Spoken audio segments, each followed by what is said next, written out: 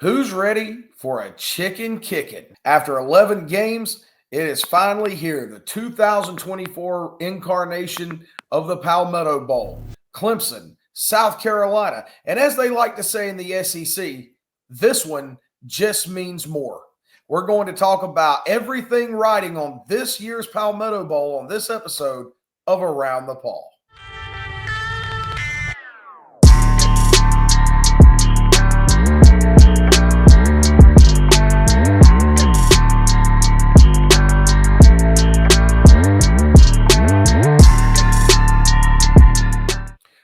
What's up, everybody? I'm Garrett Mitchell, along with Clifton Kennedy tonight, and we're missing Griffin Barfield, but I promise he'll be back on the next episode. But Cliff and I are going to do the best we can to break down this week's game between Clemson and South Carolina. The rivalry transitions back to Death Valley. And Cliff, just as I said in the opener, they like to say it just means more in the SEC. Well, for Clemson, this one actually does. Probably more riding on this Palmetto Bowl for the Tigers and the Gamecocks than any in recent memory. Yeah, there really is. You know, this is going to be one game in this rivalry series that definitely means more because of the 12-team playoff and where Clemson and Carolina is in the standings. And actually, really moreover because of what happened last week. All the chaos that happened last week. Well, look, the fact of the matter is that Clemson needed help to reach the college football playoffs. Either they needed help from Miami to lose one more game, which I personally think Miami is quite capable of losing to Syracuse, particularly in the Dome this coming Saturday. That may end up taking care of itself anyway. But chaos, as you said, 7 teams ranked ahead of Clemson lost on Saturday, including some pretty impressive upsets. What that resulted in was the Tigers are ranked 12th in the AP and the coaches poll. And presumably you would think if you're ranked 12th in 2 of those, the AP and the coaches, you're probably going to be ranked 12th in the college football playoff rankings too.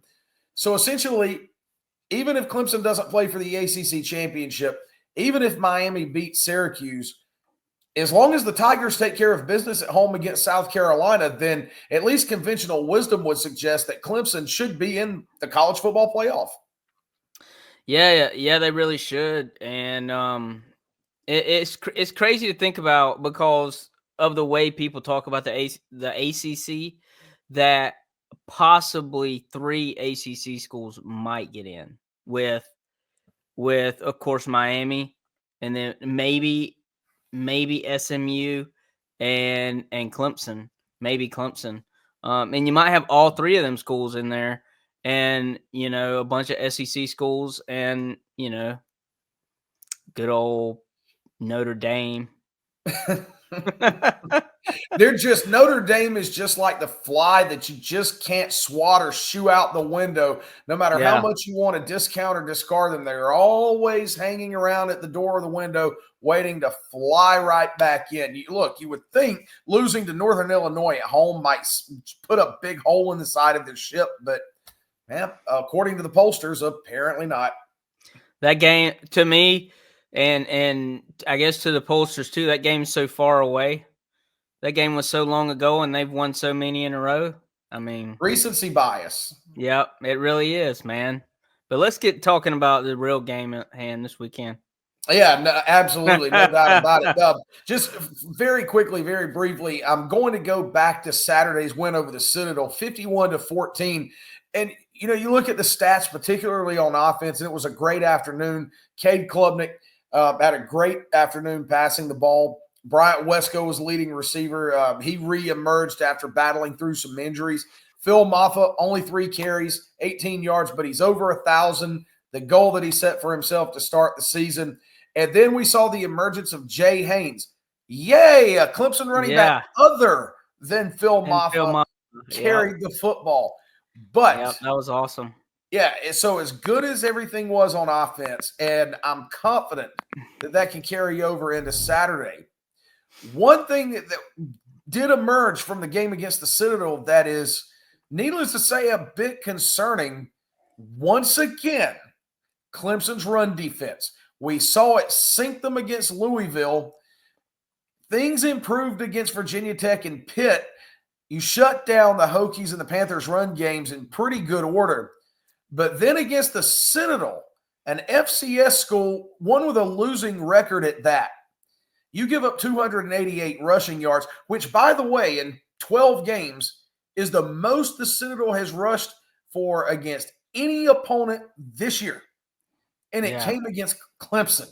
Go figure. Yeah. But that's quite concerning when you go into this matchup against a South Carolina team that, look, let's face facts, they're a lot better than we thought they would be. They definitely are. I thought they would have more than 3 losses on their record. And then they won some games they probably shouldn't have won. And but yeah, they've been playing well. And the one thing about going back to the Citadel for a minute, and you might push back on this a little bit, and a lot of people might, but that offense is super tricky. And yes, they're an FCS school, and we should never ever let an FCS school run for 288 yards. I totally agree with that. But that is a tricky offense. But one thing that really stood out to me is they were gashing us up the middle. Yeah. I mean, look, So I get it. It's a triple option. You don't see it too terribly much. But look, Paul Johnson was still running the triple option at Georgia Tech after Dabo Swinney had taken over as Clemson's head coach. Yeah. It's not as if he's unfamiliar with that offensive scheme. And at the end of the day, I'm playing devil's advocate here, but talent has to trump trickeration. Yeah. There's no reason, given the disparity of size, speed, and athleticism on each respective side of the ball, that Clemson still should have been able to shut down even the Citadel's triple option. Yeah. It almost made me think, and I know they weren't doing this. Like, Clemson doesn't look past an opponent, I don't think. But it almost made me think that they were looking towards the South Carolina game, and they didn't even look at film or anything like that. That's the way it made me feel. But I know Clemson doesn't do that. So I don't know what happened, but the run defense needs to get better. No, it really does. And, I think that's, as you transition into this week's game, this South Carolina team, they're a lot better, as I said, than everybody thought they would be or people gave them credit for. You talked about maybe they won some games that they shouldn't have won. Well, they've lost a couple of games that they shouldn't have lost. They should have beat Alabama, lost 27-25, and should have beat LSU. Now, if you ask their fan base, then they might give you some convoluted reasons as to why they lost that game, but that's neither here nor there. But either way, this is a South Carolina team that is 8-3. They could easily be 10-1. Yeah. We talk about the run defense, Cliff. Well, they've got a couple of guys that can really hurt you on the ground, and Rocket Sanders and their quarterback, Lanaris Sellers, kid that anybody that follows high school football in South Carolina should be familiar with. He played for South Florence High School. Mm-hmm. These are two guys that can really make your life difficult on the ground if you're not playing good, sound assignment, gap solid football. Yeah. Yep. And you have to play gap sound football when it comes to especially that option game, because and with Rocket Sanders, you just got to be gap sound and know what you're doing, and you got to have your eyes in the right place. No, you really do. And look, everybody watching this, listening to this, don't inundate my mailbox with hate mail because of it. Don't worry, I'm all Clemson Tiger.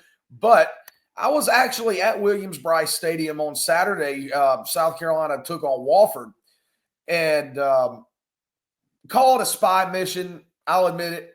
My lovely wife is a lifelong South Carolina fan, so she wanted to go to a game, wanted to do something nice for her, and so went down with her and some of my in-laws, and I just chalked it up to a spy mission just to see what we were up against this week. And, I'll be perfectly honest with you. South Carolina struggled out of the gate against Wofford on the very first. Wofford got the ball first on the very first play of the ball game, hit a pass down the sideline for about 65 yards.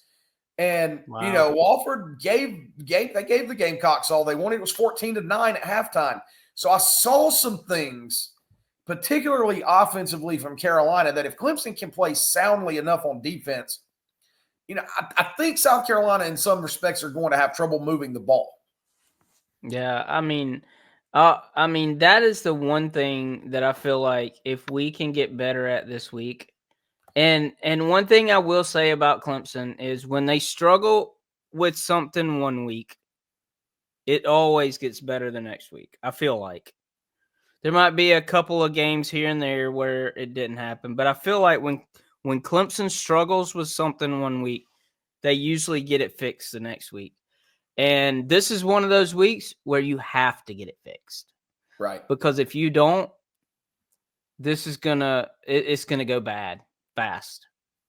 Right. And look, you either you get it fixed and win, and you're going to the playoffs probably, regardless of what Miami does, or you don't get it fixed, you lose at home to South Carolina, and you probably Again. go to the Gator Bowl. So, take your pick. Preferably, it's all the same. I'd like to see Wes Goodwin and the defensive coaches get it fixed. But a good point that you made, Cliff, is that when Clemson struggles in whatever area in one game, it typically is better or fixed in the next game. Take the Louisville game, for example. About as dreadful an effort against the run and stopping the run as you could possibly have. The very next time out was against Virginia Tech, a team that prides itself on running the football, one of the best rushing offenses in the ACC. And what did Clemson do? They shut the Hokies' run game down hard. Mm-hmm. Yeah. So those adjustments, we've seen it. They can be made. Maybe you're right. Maybe you're on to something, and the Tigers come out Saturday and just completely shut down the Gamecocks' run game. Yeah, I really have confidence that they will. Because like I said, whenever they do struggle one week, they come back and they fix it the next. And I'm just really excited for this game because it's going to be fun.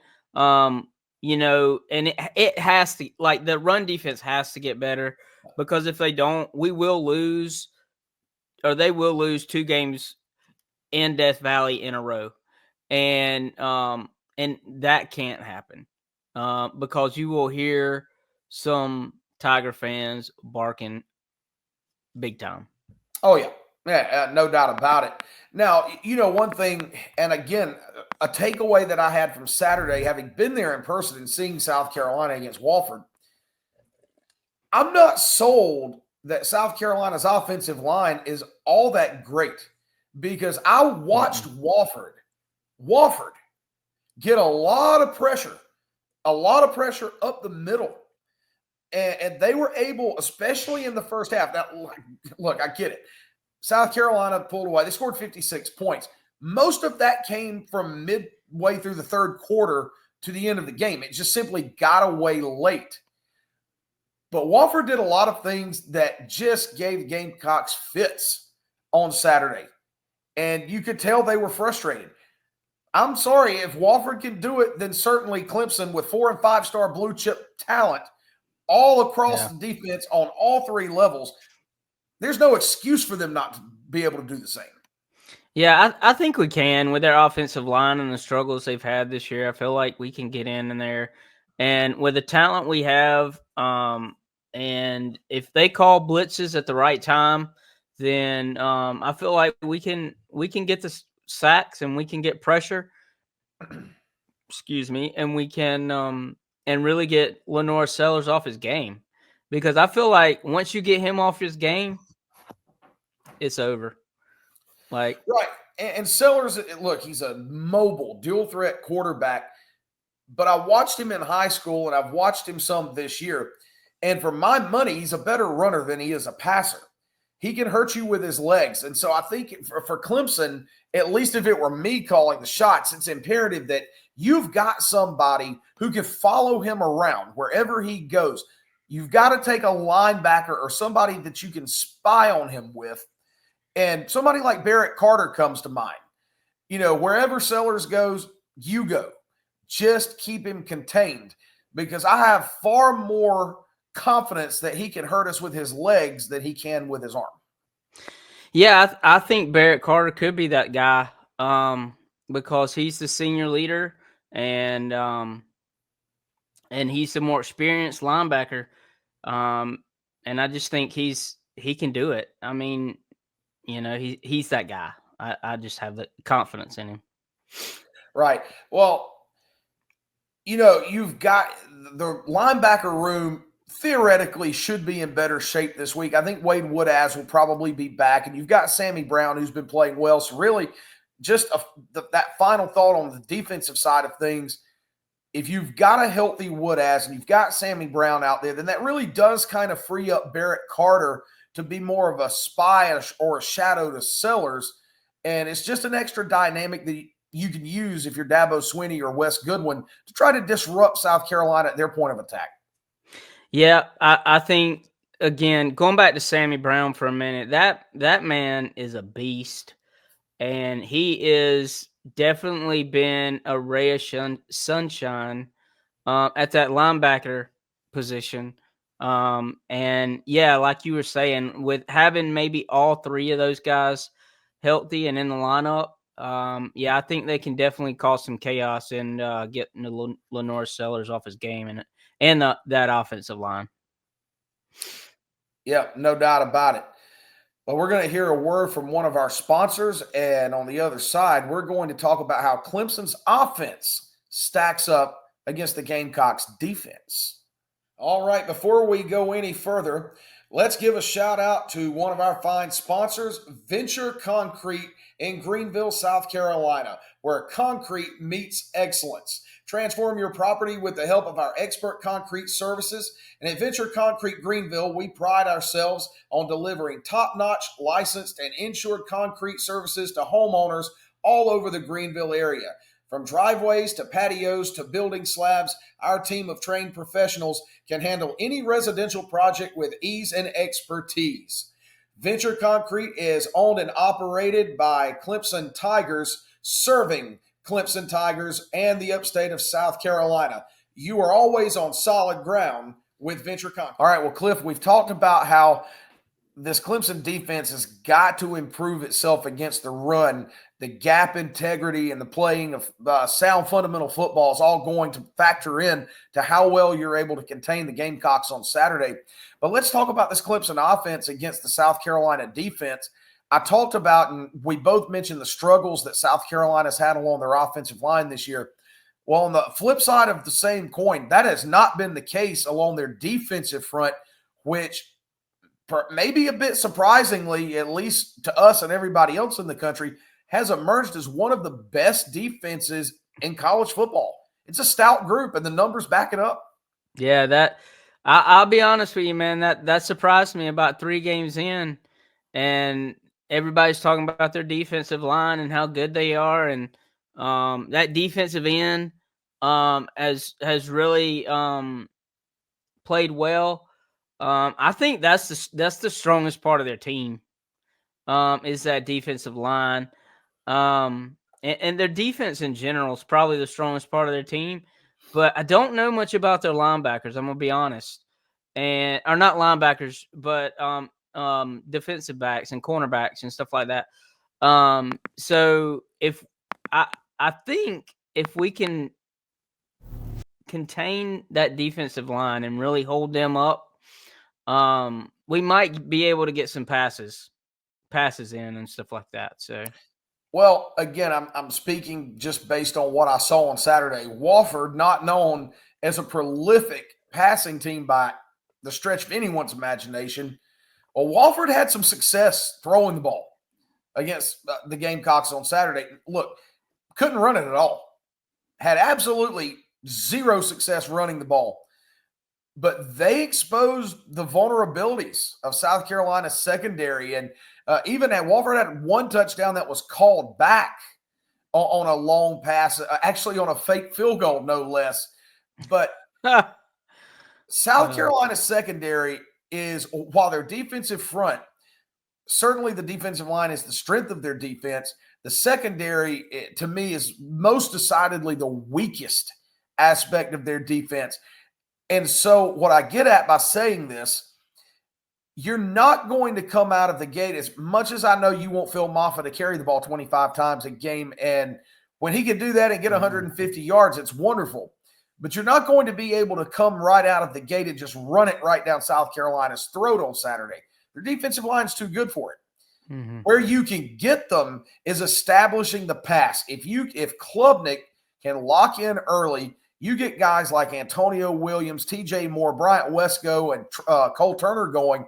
If you take the lid off their secondary early and they have to start accounting for that, that's going to soften up their defensive front and give Maffa and perhaps even Jay Haynes some room to run. That's how you've got to attack the South Carolina team.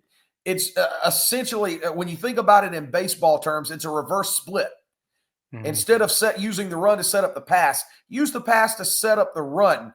And I promise you this Clemson offense can find some success doing that. Yeah, I was just about to say that right after you were talking about that, and we were talking about the DBs. I think, Klubnik and the receivers did well against the Citadel early and often throwing. And so, and then that kind of opened up the running game for Jay Haynes. And so I think I'm right there with you on that, man. I'm flipping it this week. Let's pass it, 30, 40 times. and running about 15 or 20. Right. Look, be aggressive. You're playing at home. It's going to be a raucous crowd. When's the last time Clemson and South Carolina has essentially been a top 15 matchup? Yeah. It's been a while. It's been a long while. Maybe 2013 maybe was the last time. So we're talking over a decade. So come out, be aggressive, get the fans into it, and give them something to get loud about. Let the crowd come into play. Yeah. How many times have we seen the Clemson crowd in big games get so loud that it just completely takes opponents out of what they want out of the game? Yeah, I totally agree with that. Just big plays often would be great. Get the crowd involved. I think the last time that there was a ranked team, Spurrier was the coach, and that speech from Dabo happened. That was one of the last times that this was a ranked matchup, I think. And so, let's get the crowd involved, and pass early and often, and make them stop you passing the ball. Make them stop you. Be the aggressors. Be the ones that force the issue in the passing game, and then that'll definitely open the run game, because those especially linebackers and linemen will stop trying to rush a lot and really try to get up and get the quarterback. All right. Well, I'll say this as a final thought on the game itself, and then you and I will give our predictions. We talk about using the pass to take the lid off and set up the run. This is just me, but if I were calling the plays, on the very first play Clemson had the ball, I would throw it deep. I would send Williams, Moore, and Wesco straight vertical, and I would chuck that son of a gun as far as I could. Yeah. Whether it's complete or not, send a message. Yep. And I promise you, if we did that and it was complete and it went to the house, you want to talk about 83,000 people blowing the proverbial roof off Death Valley. That place would go outside its mind. It would. And I'm right there with you, man. Those first possessions we get, man, just chuck it. Especially that first one. And tempo, go fast. Yeah. Go fast. Exactly. Make your defensive line as good as it is. Make them suck wind early. Yeah, and make their aggression and their what do you call it? How aggressive they are. Make that turn it against them. Yeah, turn it against them. And I think Clemson does well. But we are on again. I'm gonna go back to defense. We have to be gap sound and stop the run, because I think they're gonna run the ball, or at least try. Right. I think they'll try to come out and it's going to be a run heavy scheme. Look, Shane Beamer, we might not like him, but he's not stupid. Yeah. He's scouted, he's watched film, he's watched games, and he sees teams that have had success running the ball against us. So I think it's pretty self-explanatory what he'll try to do. But how successful South Carolina is, we'll just have to wait until 12 noon on Saturday. And Jesus Christ, 12 noon, that's another story entirely. But yeah, I guess that's what we get for not wanting to play on Black Friday and conflict with high school football games and people going out shopping and spending inordinate amounts of money on things that they probably don't need anyway. Yeah.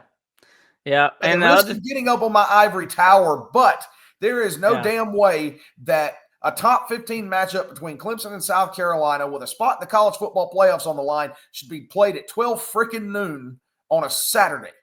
Well, what gets me is they picked Texas A&M over Clemson, South Carolina, which is a top 15 matchup, and it's the biggest game that there has ever been, with the implications that with the playoff.